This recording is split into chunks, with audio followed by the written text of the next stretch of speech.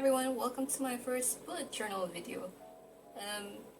So since November is upon us, I decided to, join NaNoWriMo. For those of you who don't know what NaNoWriMo is, it stands for National Novel Writing Month, and basically what you have to do is complete a novel in 30 days. So the way that they gauge it is that a novel on average is about 50,000 words, so in order to win NaNoWriMo, you have to complete at least 50,000 words.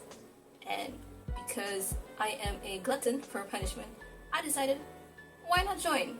So yes, so I have done bullet journaling for the past couple of years, but this is my first time doing a bullet journal for NaNoWriMo. So I chose this book from Kaison. Kaison is this like home lifestyle sort of franchise store in Malaysia, and it's just like, I don't remember how much it was, but it was pretty cheap, and it's blank pages. So yeah, without further ado, let's get started.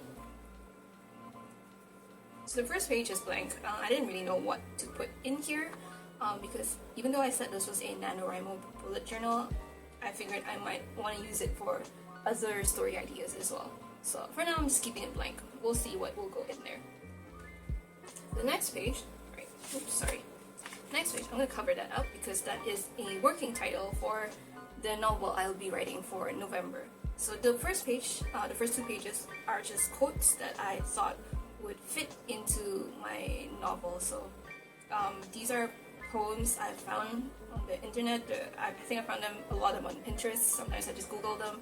So I just Googled like the theme of my novel, the motifs that would be repeated in the novel, and then I just printed them and stuck them in here. They're just held down by washi tape, so nothing super elaborate about this. And I like having just quotes and poetry like this because it helps me to sort of get in the mood of the whole story. So yeah, I don't know if you can read any of them, but if you do, I guess you can sort of start to figure out where I'm going for my novel. So yeah.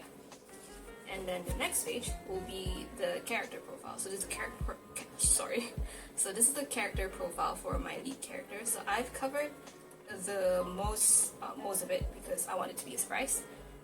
But I've also I've also written down just little things that I thought my character would do, like their coffee order, what do they tend to do, things like that. So yeah, and then these are just all taken from Pinterest as well. So these are sort of just elements that help me envision who this lead character is. And then the next one is our second lead character. Again, I have the details of this character covered by this paper. So yeah, so I like to be able to envision my characters, how they would look like, and how their style is, what do they like to do, what are their surroundings like. Because I predominantly write fan fiction, so for me, those characters are characters that I already know. There's already visual aids of them like everywhere. So when you come up with original characters, especially for novels or short stories or wherever, it helps to have sort of like a board, like a mood board or something. A lot of people do Pinterest boards. I do have a couple of Pinterest boards, but I like having things like all in one place, which is why I printed these photos and just stuck them together. Again, nothing super fancy, just like pictures and washi tape. So yeah. So moving on, right? So we have the character profiles. Now this would be the setting that the novel is set in, and it sort of just gives the mood of the novel as well. So I didn't bother covering this up because I don't know how much of it will spoil the story, and I don't know how much you can read from my super tiny handwriting anyway. But yeah, so this serves the same function as the character profile, but just for the setting of the novel itself. And then the next part, so this is the word count tracker. So a lot of NaNoWriMo bullet journals I've seen, they do their tracker like according to how many words are you supposed to write consistently in order to reach 50,000 words in a month. But I know that I'm not gonna do that because I have a day job and I know I will spend most of my weekends catching up on writing. So I've only just done it like 1, 2, 3, 4K, just like those 1,000 intervals. And I did not write the rest because they're really tiny and I'm just gonna count them manually in that sense. And underneath it is the days as well. So this is to track the days and the number of words that I've written throughout the month. So on the next page, we have the minor characters page. So I've covered things up here as well.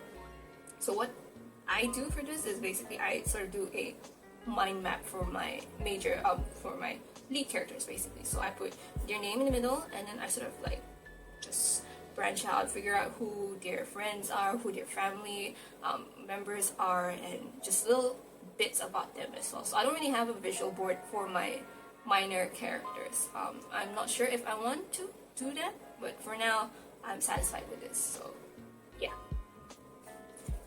And the next page, right? So the next page are personality types. So I've written down the MBTI personalities and just like the character traits or the character values for each one of them. So they're just like quick bursts of them in this like one table. And then I printed out a couple more things like I don't know if you can read this, but it's like the easiest ways to spot an ENFP, like how an ENFP would be.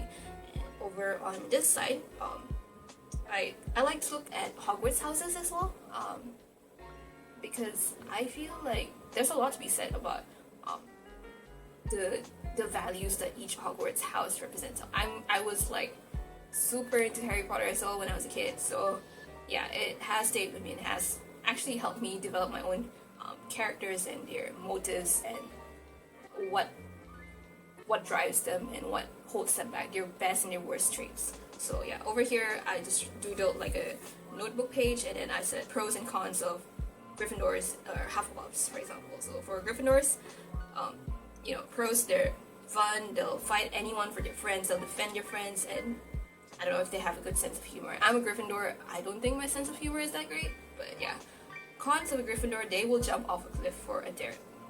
Kind of true. If I'm stubborn, or if you challenge me, I will probably do something stupid in order to prove you wrong. Doesn't know when to stop and wants to fight. Yeah, pretty accurate for me. I know not all Gryffindors are brash and like stubborn and those things, but a majority of us are. So yeah, so Hufflepuffs, they'll stand by you through anything. They're fair, they're forgiving, but they're also way too self-sacrificing, and they are hardworking, but you know, sometimes they are too hardworking and they burn out from that much work. So yeah, and a couple of other things like traits of an ISFJ, this is 16 types of people and what their notebooks look like. So this was pretty interesting. I don't think this is like the be all and end all when it comes to analyzing character traits, but it is a great starting point to, you know, sort of develop your characters in that sense. So yeah, the next page, okay, so the next page is the general progression of this novel, which is why I've pretty much covered most of it in paper. So I have Act 1, Act 2, and Act 3. As you can see, Act 3 is a long page filled with words, and what I usually like to do for my stories, I like to draft everything out. So I like to see how the beginning and the middle and the end meet, and sometimes that's great, but also it tends to hold me back, especially when I can't like figure out a way to solve an issue, or whether the plot is successfully driving the story, or am I like just too invested in these characters' lives and I don't want them to do anything. I just want to explore their daily lives and their routines and things like that. So having a plot progression helps me to sort of keep to the outline of the story. So yeah, so I have Act 1, Act 2, and Act 3. This is actually a lot more simplified than what I usually do. So when I write, especially I write longer stories, I tend to draft each chapter out, and then I would write that chapter in bulk. And even when it's drafted already, it's pretty much, I've already put in dialogue, I pretty much put in like simple settings of the environment and what they're doing and all those things. So what's left to do is just to sort of buff them up, so to speak. So this is a very different way of doing it for me, and I don't know if I am gonna be okay. I know I'm quite uncomfortable with it, especially because I started this super late. Like, Preptober is an entire month, and I did this in the span of maybe about 4 or 5 days. So yeah, don't learn from me. But yeah, so moving on. Right, so this page is my playlist. It's called Sunny Storms. I might regret that, calling that, I'm not sure. But yeah, so these are the songs that I'll be listening to as I write. And I will probably add on to this, but for now this is a pretty good length for a playlist for myself. And then the next page is game plan. So what am I going to do for the month of November for NaNoWriMo? So most likely I'll be posting daily updates on my Instagram, so I'll link that down below. I'll track my word count. I will try to write every day. I don't know if that's gonna be possible, but I will try my best. Don't edit. So the thing with me is that I write and edit at the same time, and it really slows down my process. It's a habit that I really cannot get rid of, even through all these years that I've been writing. So I'm interested to see if I can hold back from that while doing NaNoWriMo. Film vlog. So I'll probably be vlogging my process throughout the entire month. I might do just weekly vlogs, I'm not too sure right now. And listen to my playlist, review outline before writing. So I always have to do this because I have a tendency to just veer off if I don't have anything that I'm following, like no guidelines and things like that. Write down random scenes during Preptober. So we'll see that in the next 2 pages. And then clear home desk before writing. So this is my desk at home, and it's always messy because I have like 30 washi tapes, I have a bunch of papers, sometimes I have snacks next to me. So this is probably the cleanest like anyone has seen it, to be honest. So yeah. And then I just put some stickers because the pages looked empty, and I figured the color palette sort of suited the washi tape. So yeah. I got these stickers from an Instagram seller. So if you're Bruneian and you want to know where I got these stickers, I will also link the seller's IG in the description below. So yeah. And the next 2 pages. So I think this is the final page of this bullet journal. So these are random scenes and dialogue. So these are not in order of my outline. These are just I guess, yeah, scenes that I've come up with while thinking about the story, and I didn't know where to put them, so I wanted to put them here. So, and I also doodled some scenes. I usually just reference from Google somewhere. Yeah, so this is like a scene of 2 people. That's supposed to be a bridge in the distance, but I'm pretty sure you can't see that. But yeah, it's 2 people. This is just a neighborhood area. These are plants. Yeah. I know this is difficult to see, but this is a cup of coffee, and this is a playground, and the rest are just these like paragraphs or words, sentences, whatever. They're usually connected to the scenes, and if they are no like doodles, that's because they're just sort of like here and there, just like again, just like conversations I thought my characters would have, or just I didn't know how to envision them and doodle them, so which is why the description is a lot longer when it's not with a doodle. So yep, okay, yeah, so that's the final page of this NaNoWriMo bullet journal. I don't know if I will be putting in more things here during NaNoWriMo itself because I would be too busy writing, but I know I'll be referring a lot to these pages, and I will keep you updated if I do manage to finish NaNoWriMo. Again, I'll be doing my vlogs as well, just to let you know where I am with every week that passes by.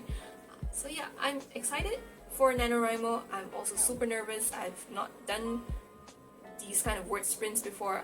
I can write a long story. I can write that length, but it would usually take me about like 2 to 3 months of like drafting and editing and writing. So this is an interesting challenge, and I am looking forward to see what this results in.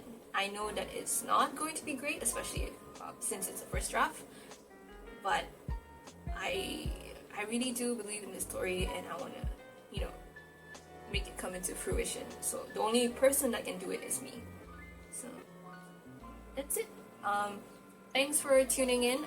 And if you're doing NaNoWriMo, all the best to you as well. I will be checking out the website most likely, just, you know, peeking at other people doing NaNoWriMo throughout the month just to keep myself going on as well. So yeah, all the best. And even if you don't win NaNoWriMo, you know, as long as you put down something, it's already an achievement, right? That is what I will tell myself when I eventually don't do this. So yeah, that's it. Thank you for tuning in, and I'll see you in the next one. Bye!